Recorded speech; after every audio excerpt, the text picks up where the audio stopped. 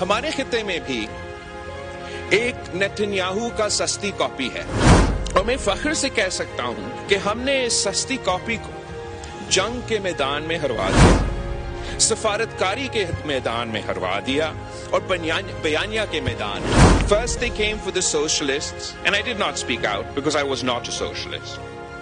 Then they came for the trade unionists and I did not speak out because I was not a trade unionist. And then they came for the Jews and I did not speak out because I was not a Jew. Then they came for me and there was no one left to speak out.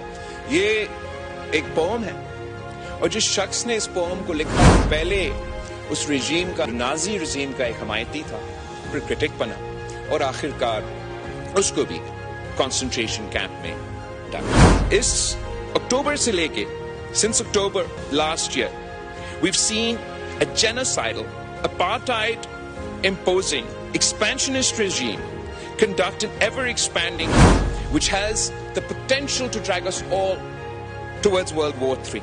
This time first they came for the Palestinians, but the world did not speak out because they weren't Palestinian. Then they came for the Lebanese, but we did not speak out because we were not Lebanese. And then they came for the Yemenis, but we did not speak out because we're not from Yemen. And now they have come for Iran. If we do not speak out, Mr. Speaker, there will be no one left when they come for us. The Israeli regime's aggression across the region must be stopped. We want to see it the day where we can all live in peace. And we can only start working towards that peace if the Netanyahu regime is stopped from its illegal war with Iran, forced to abide by the terms of its withdrawal and ceasefire in Lebanon, and end its apartheid and genocide on Palestinian lands.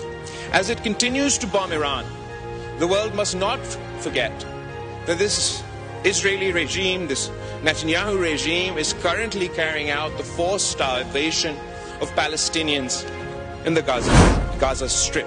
हमारे खित्ते में भी एक Netanyahu का सस्ती copy है और मैं फख्र से कह सकता हूं कि हमने इस सस्ती कॉपी को जंग के मैदान में हरवा दिया, सफारतकारी के मैदान में हरवा दिया और बयानिया के मैदान में।